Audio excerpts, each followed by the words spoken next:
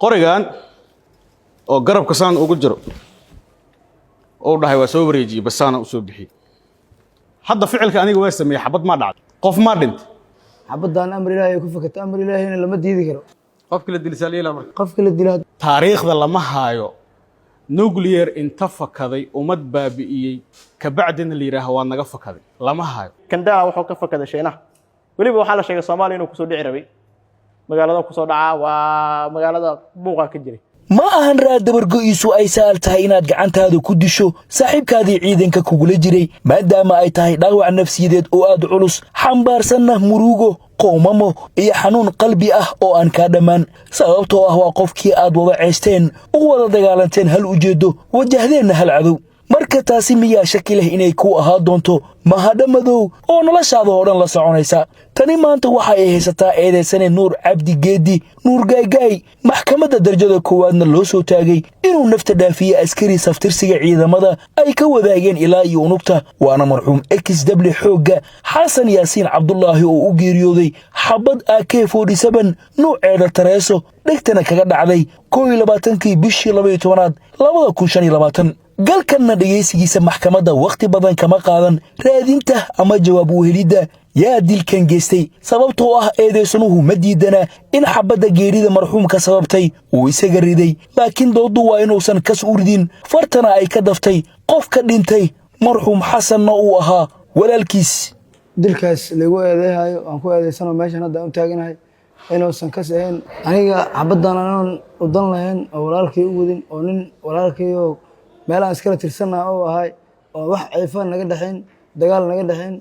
xabaddan amri ilaahay ku fakatay soo qaab uu fakayso sabab ku imaahayso wax mood hadlaysaan qofka xabadda adoo iska jifmay kaaga fakeelay qofka ma inuu gudoomiye aniga koolba anoo inaan ka degan rabo hoos u soo degan rabo hurdaan ka kaca aniga koolba biyo inaan ka cabaan u doonto macni biyaan ka soo cabi rabo biyihii ka soo cabtay amaagay iyo wax qoran 1000 sano ka weeyay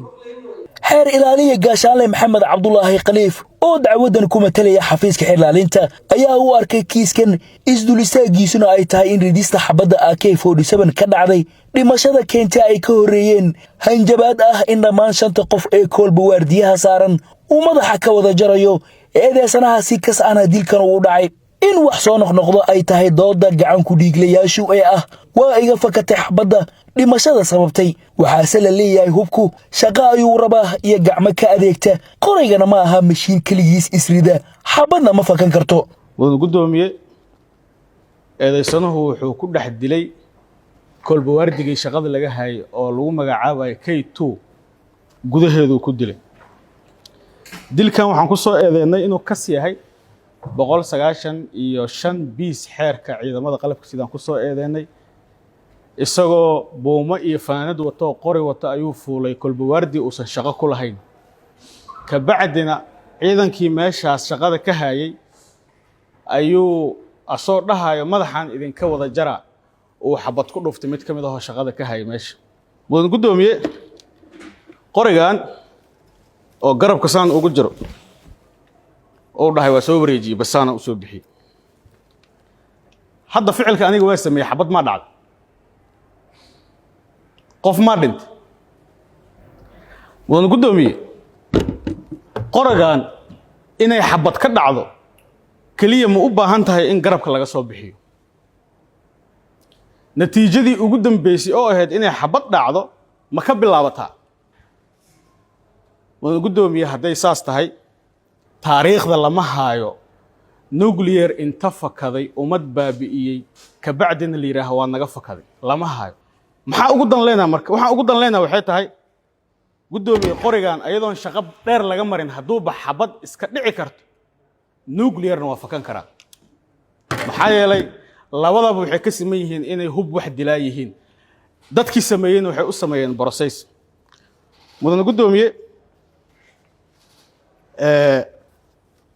waxa isweydiinta mudan waxay tahay way markastaba loo dhahaa qoriga waa fakada oo nuclearna u fakanin macnaha hubka annaga naloo soo dhiibay ma kuwa automatic oo ayaga iska dhacaya Soomaaliya qaybta la keenay qayb nooca sameeya waxaasoo dhan faahfaahinteeda waxaan ku sii xijin doonaa presentationada iyo maraga noo jooga ka bacdi laba marag uu ka mid yahay taliya unugii soo qabtay eedeysanaha ayaa la dhageystay iyagoo ka sheekeeyey sida falkan uu ku bilowday ilaa iyo dil ay ku soo dhammaato iyo qabashada eedeysanaha oo baxsad isku dayay doorka marag muujinta xeerlaalinta ciidamada qalabka sida ayay ku timid waxaa xiran askariga nuur waa xiran arrintiisa maxaa kala socotaa see wax u dhaceen nuur cabdi geedi wuxuu ka tirsan yahay ururka aniga aan taliyaha ururka ahay anigoo fadhiya xafiiskeyga waxaan macnaha maqlay xabadaan maqlay xafiiskeygana waxaa laga arkaa 3 koolbo ayaa laga arkaa 2 koolba gadaalna ma arko inta aan xafiiska aan fadhiyo xabadii markaan maqlay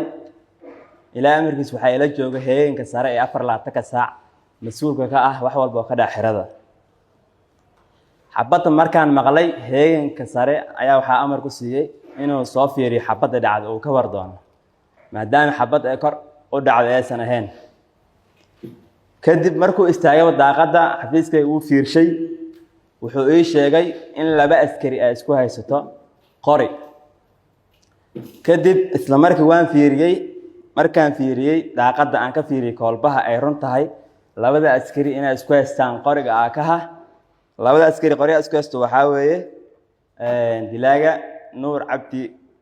aadan geedi iyo askari kale yiraahdo najiib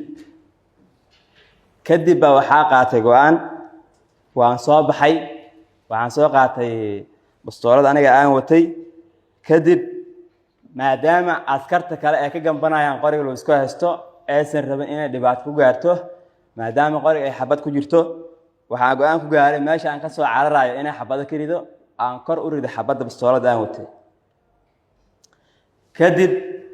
2 askari xabadaha maqleen qoriga isku haystay askarigi kale ayaa qoriga tuuray asagoo ii sheegay marka dambe inuu qasnada ka baxshay xabadana uu ka baxshay qorigana uu tuuray qorigiisa uu soo qaatay aniga xaggay uu soo orday askariga dilaagana qoriga inuu soo qaatay ayuu sii baxsaday intuusan baxsanin askariga qoriga kula haystay dilaaga ayaa aniga xaggayga u soo orday asagoo qori wata waxaan ku aadiyay bastooladii aan watay waxaan dhahay joog qoriga bartiisa dhig dhulka dhig kadibna xabadka dhulka dhig amarkii uu qaatay asagoo dhahaya aniga wax ma dilin aniga ma hiyiri nuur ayaa dilay uu baxsan rabaa isla markii aan xirxiray waxaan ku wareejiyay sarkaalan ku wareejiyay waxaan dhahay xabsiga hala geeyay ninkan isla markii aan arkayna askari kale baxsanaya waxaan amar ku baxshay taliye horankiisa amar ku siiyay inuu ka daba cararo sarkaalkii ayaa isla markii wuxuu yiri askari kala la sheegaya inuu meesha saaran yahay oo laga yaabo inuu dhaawac yahay kadib askarti goob joogayaasha aheedaan ku qeylshay waxaan dhahay ninka hala soo baxsho oo meesha yuusan ku dhig bixin gaarigan u dalbay gaariga waxaan ku wareejiyay sarkaal aan dhahay askarigan hala sii geeyo isbitaalka gaarigana askar saaro sarkaalkii asaga ayaa gacantiisa gaari ku waday isla markii waxaan ka daba tagay aniga iyo ciidan ila socday askariga geestay dilka nuur cabdi aadan geedi oo halkaan ku sugan askartii ayago xabad isweedaarsanaya anigana waxaa u jira adiga 200 oo talaa camal aan u jiraa banaankan u baxay askariga dilka geestay si toos ah ayuu wuxuu u galay hoodka asagana xabad u ridaayay asagana xabada lagu ridaayay amar kale waxaan baxshaa meel u dhawaa jirta marka xirada laga baxo oo wadada aadaysa eelboorka iyo wadada ka imaanaysa daynila degmada ciidan waxaa jira 2 jigboonti ah 2 jigboonti ayaa amar waxa ku siiyay in uu jiro askari dil geestay uusan baxsanin dhinacyadooda inay macnaha askariyaas uusan ka fakanin ee xabada kor u ridaan 2 jigboonti diyaar garoowe galeen xabaday kor u rideen askariga u suurtagelaysa inuu dhanka magaalada soo aado dhanka hoodkana way ku adag tahay inuu sii gudbo maadaama uu dhar la'aan yahay oo kaliya buumo kaliya u wato askariga kadib waa isdhiibay wuxuuna doortay askarta ka mid ah nimankan way dilayaan ma aaminayay adiga iyo maw qoriga iga wareeji lagama yeelin qorigii ayuu bartii dhigay asagana waa la soo qabtay isla markii la eekaana waxaa soo galshay xirada markaa galshay gacmaha aan ka xiray gadaal u duubay gaariya markii saaray waxaan geeyay taliska ciidanka lugta oo xafiis aan ku leenahay guutada 1 jugta culus waxaana ku wareejiyay taliskaas ururka abaanduulka jooga ayaga ayaa si wixii waajibada ka sii gutay oo sii gudbiyay taliska saanka sirdoonka ayaa u sii gudbiyeen intaas ayaan wax ka ogaa ma weydiisin maxaa u dishay saaxiibkaa ma dhahdeen xabad maxaa ku dhifatay waan weydiiyey aniga wax dhiba ma geysanoo dhe maxay igu haystaan waxaan ku warceliyey haddii aadan wax geysanin askari qori kuuleysa anigu ii soo ordaye maxaad fakad ku gelshay maxaad u carartay haddaadan wax dilin aniga meesha kulama joogin anigana ma caddayn karo in aad dishay waxaa caddaynaysa inaad fakatay oo duurka gashay xabado lagugu riday aad soo jawaabtay aad isdhiibtay sidaas ayaa macnaha ii caddaatay inuu asaga geystay dilka maadaama uu fakado oo lasoo qabtay okay eedeysana nuur cabdi geedi goobta laga qabtay waxay ahayd xerada dhexdeeda Sooma maya xerada banaankeeda ahayd waliba hoodka ninka la yiraahdo nuur cabdi geedi waxa sheegtay inuu soo dhiibay sidoo kale waxa sheegtay inuu ka baqay naftiisa in la dilo sida daraadeed inuu u cararay ayaa jirta Sooma in maadaama la bursanayo xabado lagu ridayo naftiisa badbaado oo badbaadinayo ayuu u cararay Sooma aniga ma sheegin inuu ka baqay in la dilo asagoo cararay aragnay okay markuu soo dhiibayay waxa sheegtay inuu isku soo dhiibay yar saaxiibkiisa Sooma maya asagoo dagaalamay xabada ridaya ayuu qoostay waa sidii marka la soo qabanayo tusaale qorigiisa iyo qof asugu ciidanka ka tirsan oo ku kalsoon yahay ayuu u yeertay oo saas isku dhiibay Sooma kuwa lagu talagay inay soo qabtaan kuwa lagu talagay inay soo qabtaan mid kamid ah ayuu yiri adiga iyo ma qorigan iga qaad okay adiga cid wax dishay ma aadan arkin Sooma maya ma arkin aniga qaab wax loo dilana ma aadan arkin Sooma qaab wax loo dilana ma arkin fakashadaas laakiin sababta dhimashada keentay wax ogaale ama xog aad ka ogtahay ma jirto Sooma xabadaas keentay xabada keentay dhimashada laakiin xabadu wixii ka horeeyay sababta u ogir Soomaha in xabada dhacdo sababta keentay wax ogaale uma lihi Sooma adiga wax ogaale markay xabada dhacday aan waxa waajibaadkay gutay okay maxkamada ma santahay waa su'aalaha intaas ku dhanta شرح قلبه كينا ولا iyo marxuumka dhimanay oo isoo wax ku haysan ku hay macnaha hadii la kala noqdo macnaha aniga waa soo ninkan oo wax dilay qolbo soo fulay ana waxa inaan si baxaro macnaha ma fahantay ninka marka wuxuu dhamaantiin madaxaan ay wajaraa u dhamaan ma fahantay madaxaan ay wajaraa ku dhaay santo dhaay markii xabadii baxday ana qolbo si dawladda markii xabadii baxday ninka qori la qabsaday macnaha ma fahantay malaha مقرر لقب سنة حبدي أو شيء قصدها كجر حبدها كجر معناه أسمعك وقلبها كبوي وحاول تلصق حقيسة وعرّ معناه تلورك حقيسة معناه ما كتلم حقيسة وعرّ اسمك تلم حداني وحبد وسوق من حداني جوا أزدلني حداني فريس استورو ده معناه ما فهمت هذه كدي بسمرك يقولي مش دقيق ما كان دي اسمك إنك أول حاجة قرب دوها اللي حل معناه كنت ترجع اللي حل معناه خلاص أوجع معناه وإهدلها محكوكينا ما ده حنا كجرا محورها سبب maxaa ka horeeyay wallahi waxa ku dad ma dambe ay soo raacay isku ciidan matino isku urur matino isku wana qof dagaashiin ma meesh joogto waa ninka qof oo aysan hadal ma dhixeen wax aysan ala khadka ma dhixeen macna ma la kaftamay waahi kaftamay ninka ma kaftamay ninka ma joogin macna usad markii la kaftamay ninka ma joogin macna gaalunka ka imaadadi telefoon ma lagu sheegay dad soo joogin meesh saakeen ma telefoon ninka qolbo ku tirsan ninka ma joog Soomaal ninka qolbo tirsan waa soo baxay qolbo kor soo fuulay korma ko soo fuulay ninka wuxuu dhaasay markii niyo dhamaantii madaxaani wajaraa u dhaaqna fahmi salki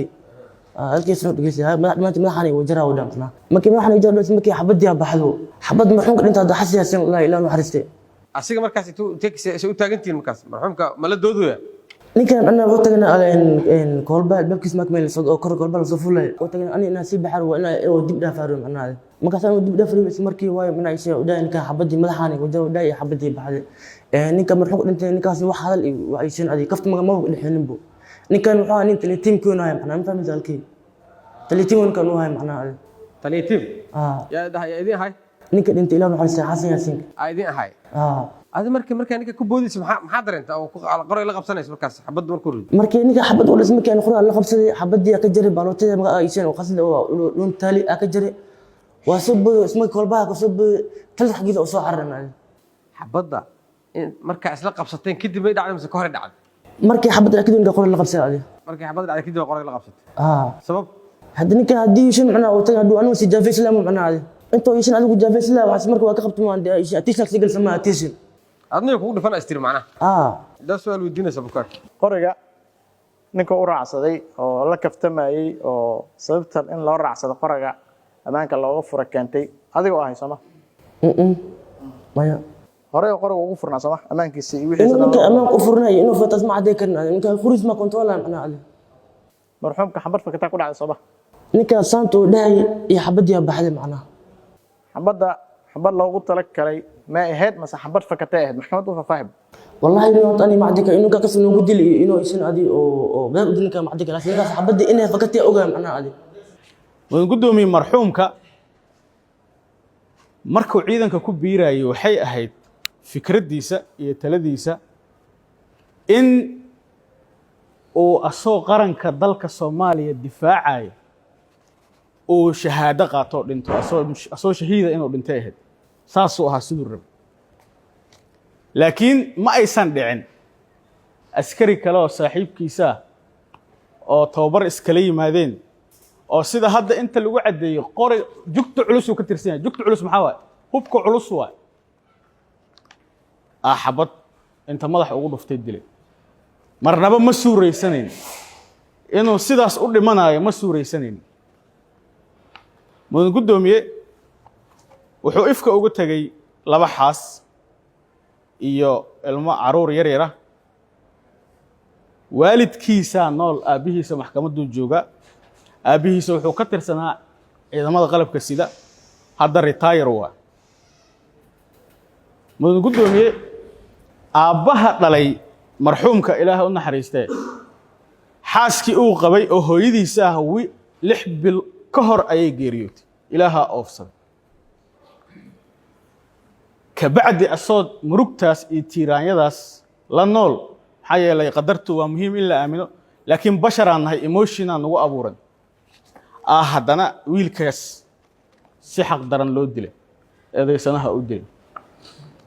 بل والد كاس وحى أودريما يا ما أنت هدان بوسكي سئس استاجنه عليس كقصة فرمي المهاس يريركا أو كتجي حاسس كاس أو كتجي مسؤولية ده صورنا أو كتجي waxaasoo dhanna waxa sababay waa eedeysanaha mudan gudoomiye marka xaaladdu waa isbedeshay waa marxuumkii oo xabad ku dhacday ninka hadda taagnaa qoriga iyo booshka iyo dareeska watay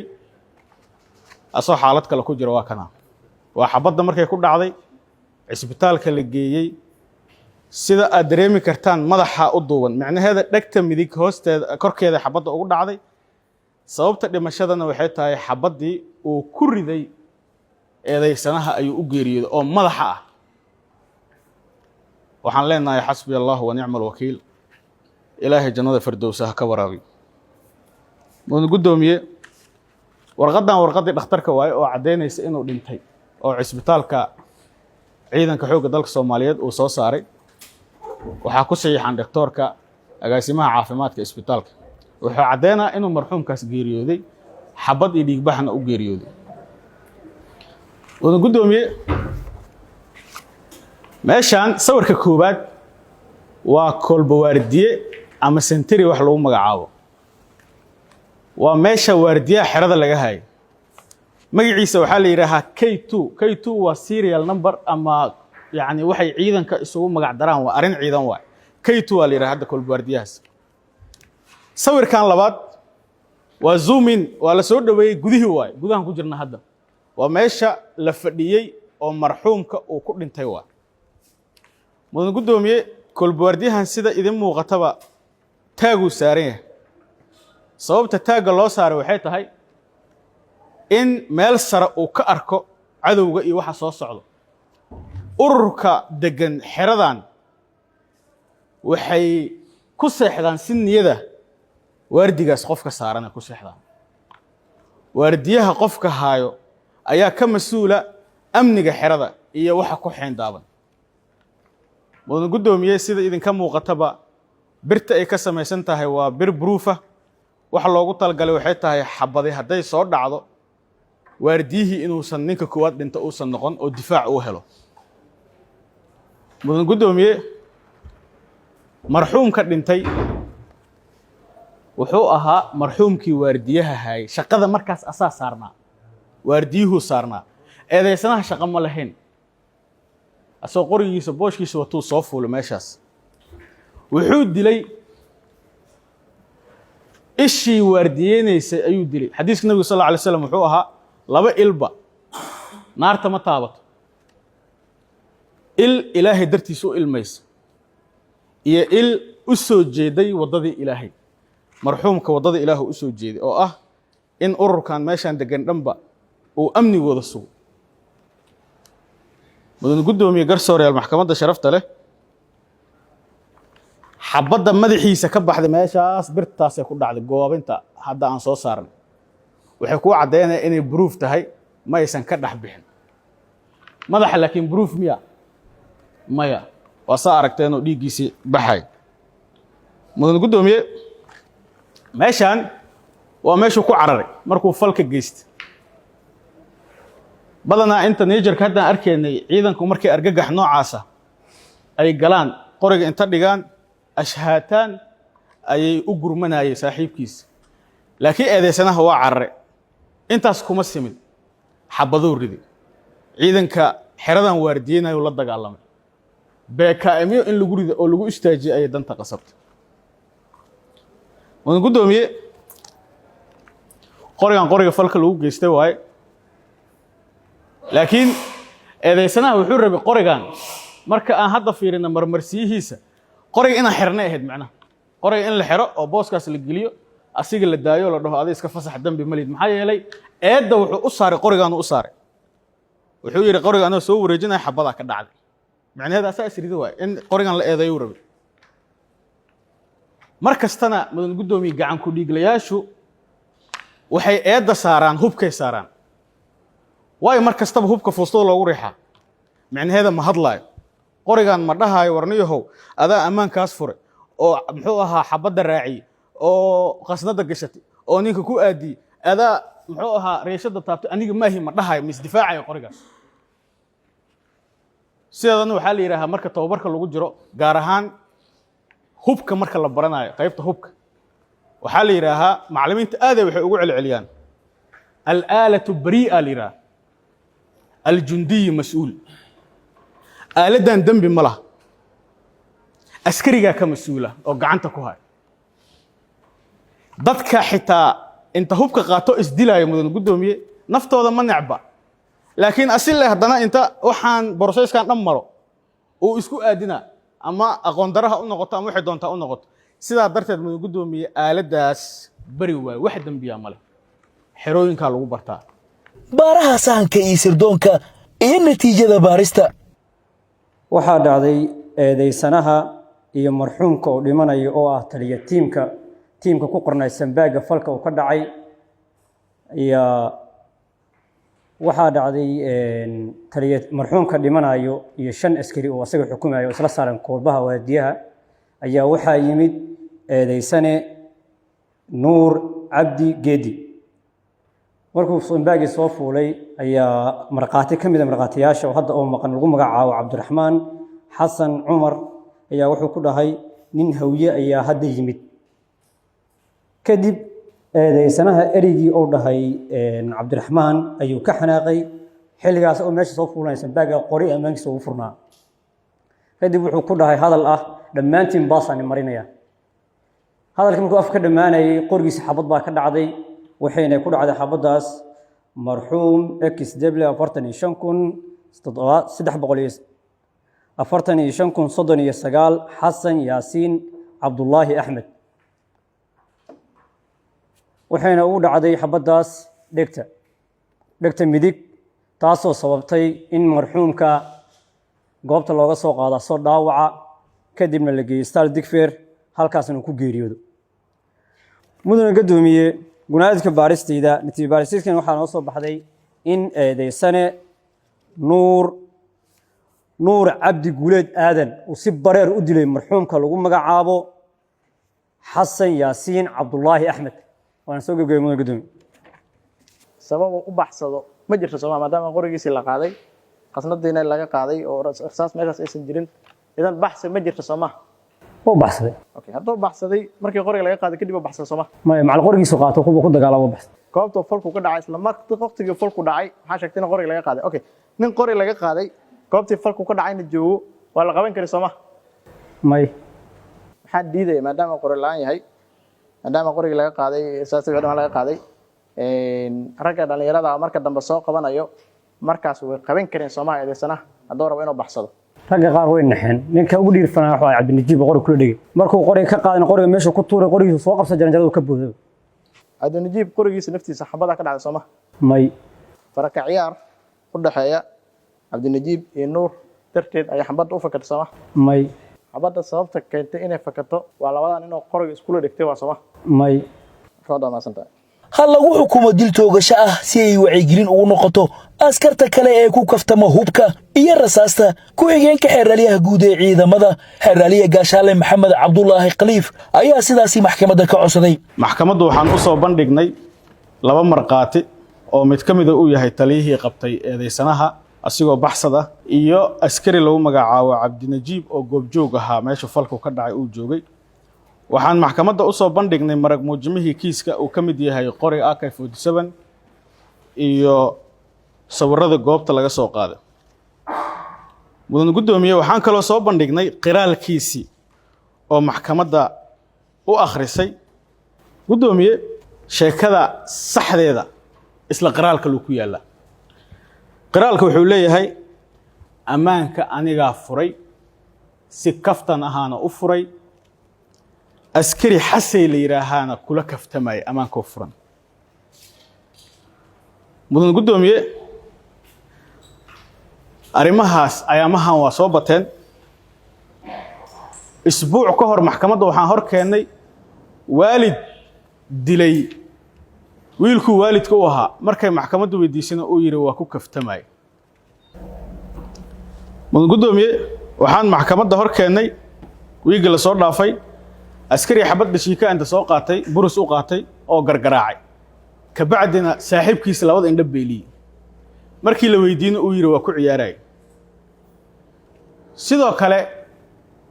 ciidan inta qori AK47 ku duuduubaan baati xabada ridaay oo ku kaftamayna social media ka aragteen haddana ha ugu sii darnaatay gabdho loo dhiibo oo xabada ridaay xitaa mar qaarkood waxa khatar galo kaamiramanka khatar galo hadhow marka waxa la rabaa in la yiraaho eedda dusha loo saaro qoriga la yiraaho markay xabada ay qof ku disho qoriga dhibka geysta mudana gudoomiye goormuu hubku kaftan galay goormuu hubku noqday wax views lagu raadsado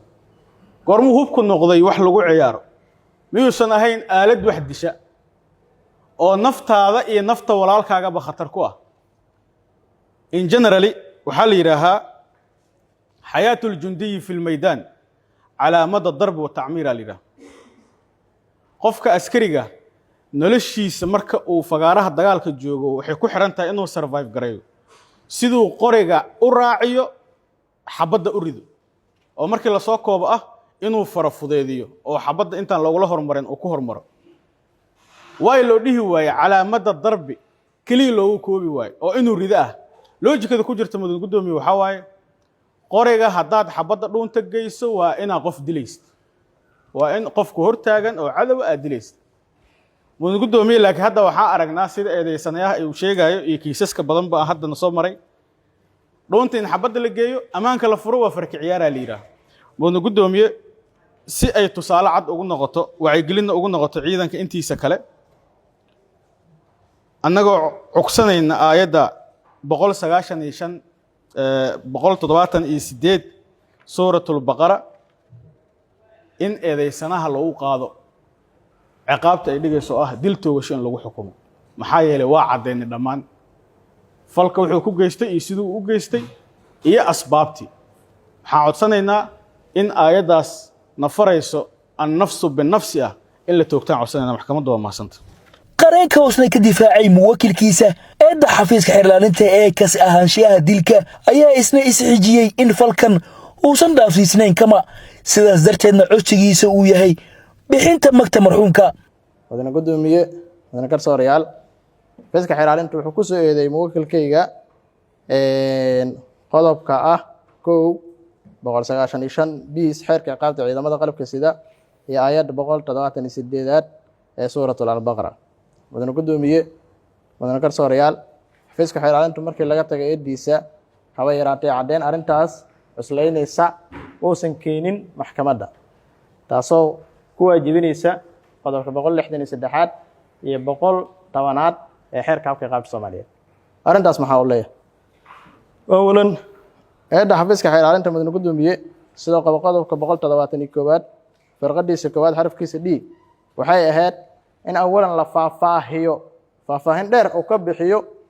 ديل كدعي سببت كنتي إنه فافاهيه هاد أنت حفظك وقول درست كلي وحوش شيء وأيضا كقرن إنه ديل كسر دعي سببته ديل كسر ودعي وحيابها كهريي ما burcado ahay ninkan inuu mobilka ka dhacmo rabay ma cadawtinimaha ka dhaxeysay ma lacaga labadooda isku lahaayeen waxa jirta madan gudoomiye sida eedaha lagu soo qori jiray in la sheego sababta dilka keentay qofka hadii inuu qofkan dhac rabay waa dhici rabay hadii deen isku lahaayeen deen isku lahaayeen hadii cadawtinimo dagaal ka dhaxeysay cadawtinimo xitaa kaftan inay ka dhaxeysay muusan sheegin xitaa ay sheegeen waxa bay yaraatee asbaab ah oo ka horeeya فالدنبيات ay ahayd sida waajib ahayd in lagu qoro warqada eeda sidoo sheegayo 71 xeerka habka qaabka Soomaaliyeed xafiiska kuma soo qorin wadana gudoomiye wadana garsoorayaal xafiisku wuxuu keenay maxkamadda baaraha kiiska qiraarka eedeysanaha laba marqaati sawirka marxuumka iyo xaanshida cadeynta dhimashada wadana gudoomiye ee qorka falka lagu geystay qolka faraga lagu geystay horta cadeymaayo inuu falkaani kam ahay inuu kas ahay cadeymaayo sawirku marxuumka asna sidoo kale cadeymaayo inuu falkaani kas ahay inuu kam ahay waxa ku soo hartay qiraarka eedeysana wadana gudoomiye sidoo qabo 149aad ee xeerka habka ciqaabta Soomaaliyeed qiraarku wuxuu sheegayaa qiraar waxa la yiraahdaa wixii eedeysanuhu oo asigu qirtaa la yiraahdaa aniga heesaas u geystay waxa meesha ku qoran inay xabadani ka fakatay aysan kas ahayn ay kam tahay ku qoran mudane gudoomiye arintaas waxay cadeynaysaa marka qiraarku sheegayo xafiiska xeeraalinta uu leeyahay waa qiriyay inaysan ba meesha ku jirin ma wuxuu qirtay waxa ayada ku qoran oo ah dilkan inuu dil ka sayaamiyo qirtay ma qiran wuxuu qirtay wuxuu qirtay dilkan inuu dil kama yahay hadii qiraarka loo ictimaadayo oo qiraarkiisa in la qaato ay tahay waxa la qaadanayaa dilkan dil kama inuu yahay xamad waa iga fakatay saaxiibkay ku dhacday waa dil kama yiri wadana gudoomiye wadana garsoorayaal waxyaabaha kale xafiiska xeeraalinta uu keenay halkan oo soo istaajiyay waa laba marqaati waliba mid oo ahaa taliyihii koobta sida 184 xeerka habka ciqaabta Soomaaliyeed oo toos u sheegayo oo sanayn koobjoog ma ahayn xilligu falku dhacay koobta moosan joogin moosan arkin waxa falka geystay cidda geysata moosan arkin xitaa waxa waa hadii hadalka taliyaha la raaco wuxuu u haystay inuu Cabdinajiib geystay marka nin Cabdinajiib soo xirtay in halkan la keeno loo keeno faldambiyada uu geystay ninka la yiraahdo Sheekh Nuur Cabdi Geedi oo marqaati laga tago taas nafteeda waa qalad madan gudoomiye madan garsoorayaal nin qaldamay goobtii falku ka dhacay ninkii falka geystay oo waa geystaa leeyahay halkan u soo istaagay inaan ahayn xirtay afkiisu ka sheegay inuu xiray in halkan marqaati ahaan loo keeno taas nafteeda qalad madan gudoomiye wadana garsoorayaal asiga naftiisa muxuu sheegay ninkaas naftiisa marqaati halkan loo keenay wuxuu sheegay xabadaas inaysan kas ahayn inay kam ahayd oo sheegay sidoo kale waxa la keenay nin la yiraahdo Cabdinajiib waa ninkay xurkufta dhaxmartay asiga iyo Nuur Cabdi Geedi idan nin ba xurkuf dhaxmartay nin sababta xabada dhacday ka dambeys aadan marqaati ahaan in loo keeno taas nafteeda qaladka kale jiro waay marqaati ma kala labadooda marqaati ma kala hadana muxuu sheegay wuxuu sheegay mudane gudoomiye ninka la yiraahdo Cabdinajiib in xabadaan aysan ahayn kas ee kam ahayd oo sheegay labadii marqaati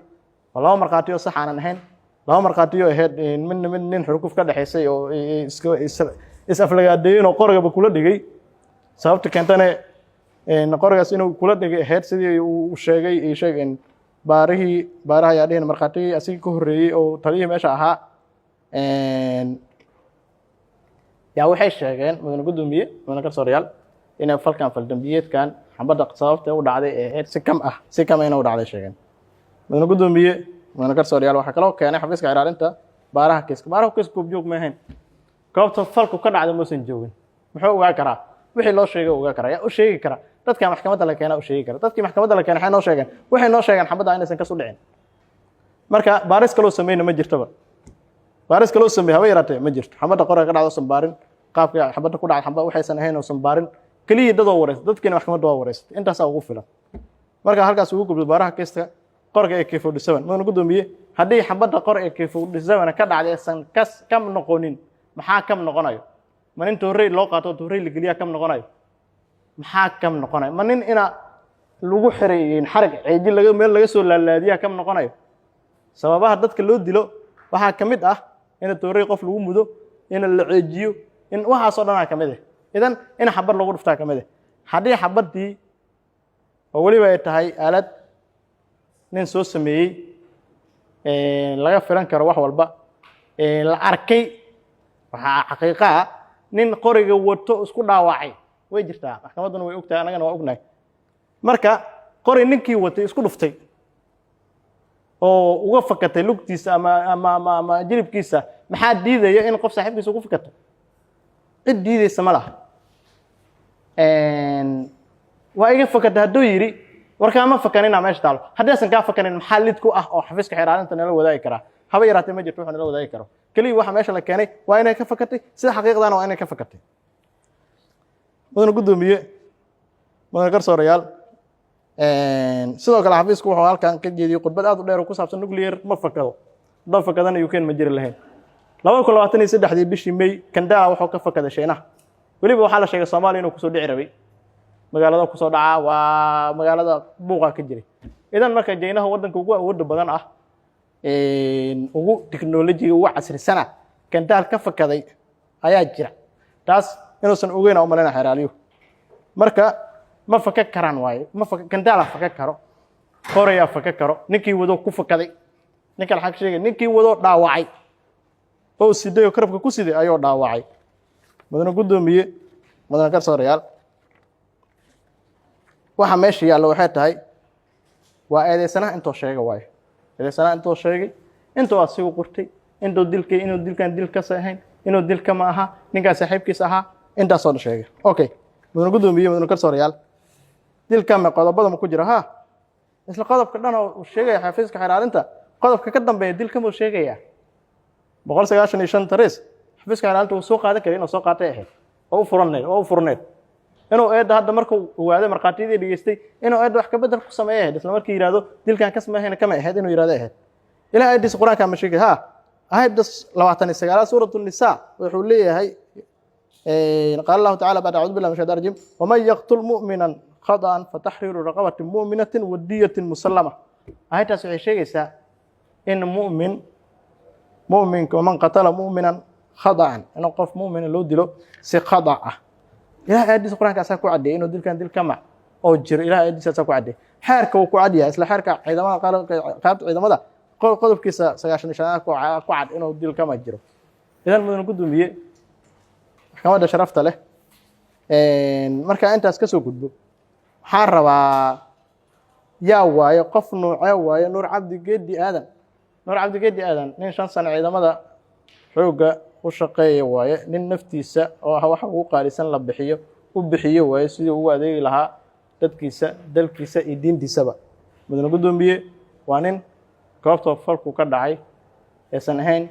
koob u tagay inuu faldambiyeedkiisa ahayd koob shaqo ugu jiray mudane gudoomiye qorigu uu sheegay falku ka qiistay ma ahayn qori sharci darra qori loogu dhibay ahayd inuu dalkiisa iyo diintiisa dadkiisa ku difaacay ahayd waxa xafiiska xeeraalinta hadalkiisa ku jiray kama tirsaneen dadka koobta ku qoran uu ka tirsanaa taas xaqiiqa ma aha meeshuu ka tirsanaa ciidamada koobtaas ka tirsanaa oo kamid ahaa oo heeganka mudane gudoomiye mudane garsoorayaal ma jirtaa wax hore faldambiyada u geystay maya ma jirto waa markii ugu horreysay la soo xiro waaye waa markii ugu horreysay qaladkan ka dhaca waaye qadar allah timid qadar alla ma la diidi karaa lama diidi karo qadarta alle in la aqoonsado waaye sida saxda mudana gudoomiye mudana karsoorayaal haddii aan difaaciga intaas ugu gudbo maadaama aan la keenin wax markhaatiyo sheegi karo inuu faldambiye dhacay maadaama aan la keenin sababo la sheegi karo inuu kas ahaa oo cadaawad jirin maadaama qoriga wax lagu dilay oo isla qorigii falku ka dhacay oo ahaa qorigii sheegay marxuumku shaqada ku hayo oo san ahayn qori sharci darro u haysto asigana oo san cadeynaynin faldambiyadkan kasi ka muxuu ahaa mudana gudoomiye maadaama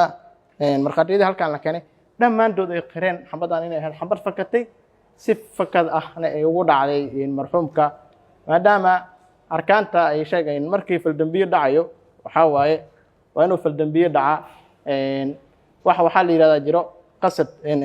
rugnul macnawi wax la yidhahdaa jiro rugnul macnawi waxaa waaye faldambiyeedku ma ka soo ahay mase kama ahay labadaas keliyo sheegaaba rugniga macnawi wax kale ma sheego qasadka ma qasad oo ahay mase qada oo ahay maadaama rugnigaas oo dhan hadda waxay meeshaan la keenay ay sheegayaan inuu kama ahaa maxkamadda sharafta leh waxaan ka codsanayaa awalan inuu tixgeliso intuu qirsan yahay oo ah dilkan inuu dil kama ahaa in marxuumka diyadiisii iyo wixii kale oo marxuumka xaq u leeyahay in maxkamadda u xukunto in eedeysanuhu waa nin dal jira waaye ee xorriyadiisa dib ugu celiso maxkamaddu waa mahadsan tahay dood waa dhegeysiisa maho waa dhegeysto aad iyo aad haye wax badanaa la sheegay maxaa kaaga baxay wixii la sheegay horta wallaahi waxay iga baxay waa waxa aniga haysto aan meeshan ka caddeyn rabo mudana gudoomiye waxaa iga baxay in maaragtay oo dadkan iga sheegaya beenta ay maaragtay waxba ka jirin haddii dilka saana geysan hadda waxaa laleeyahay nin soo markuu soo koraay yaa lala hadle hebelaa taha markii la dhahayna xabaduu soo furay waa idin leynaana u dhah ma sameyn aniga taas mudana gudoomiye maxaa samaysay xabadaan amar ilaahay ay ku fakatay amar ilaahayna lama diidi karo annaga dhammaan ma maqlay inuu ninka qoriga kugula dhigi warkiisa maqlay inuu ninkee maragga qoriga asla qabsateen ninka qoriga asla qabsanay waa ninka cabdinajiib waay qoriga waa igula dhigay waa sax qoriga marka xabadda saaxiibkiis ku dhafato asna dil rabta miya ma dili rabin haye aniga ninkan waxaan rabay walaalkay xabadda ku dhacday inaan gargaar u fidiyo oo dego oo taliyo ururkii u tago ilaa xabaddan aniga haddaan wax si kasi u sameeyo mudana gudoomiye maba istaagi lahaynba meesha ma wareeji lahayn qoriga aniga maxaa u dagaalanta oo cararta marka mudana gudoomiye taliyo ururka waxa uu sheegayo waa been markhaatiyaal iyo maragay leeyihiin wax walbo xabad baalootada ku dhacday marxuumka ilaahay u naxariistay baalooto aan ahayn inayna qorigeyna ka dhicin anigana u dhaaraha ay dadka kaleetana og yihiin dadkii isoo qabto oo sheegaya waa xabadeeyey iyo waa asna waa soo xabadeeyey asna waa la xabadeeyey ayagaa xabaday ugu rideen maahan iridda oo xeradana taagnaa aniga nin maaha fakaday oo duurka laga soo qabtay macnihi maxkamadda maxaa ka codsanaya mudana gudoomiye maxkamadda waxaan ka codsahaa shaqadeedii qaranka aan u hayay inaan dib ugu laabto xorriyaddeeda la siiyo qofka la dilay saaliyeela marka qofka la dilay haddii maxkamaddan waxay ii soo qaataan codsaha laygu qaadaa iyo fariis maxkamadda darajada koowaad gudoomiyaheeda gaashaanle sare xasan cali nuur shuute ayaa ugu dambeyn go'aamiyey in galkan uu xiran yahay go'aankiisana laga sugayo garsoorayaasha garmaqalka cabdifataax akhyaar warbaahinta qaranka muqdisho